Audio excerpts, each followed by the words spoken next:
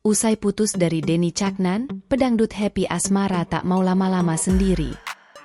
Ia dikabarkan kini sedang dekat dengan Gilga Shahid. Terkait rumor ini, Happy Asmara pun buka suara. Happy bertutur bahwa kisah asmara mereka bermula saat keduanya saling panggil dan beri kode saat menyanyi di panggung.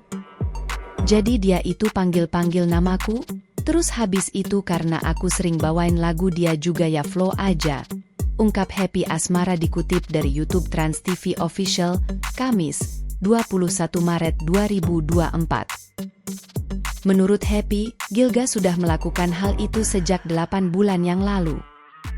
Hanya saja, Happy Asmara meresponsnya baru-baru ini.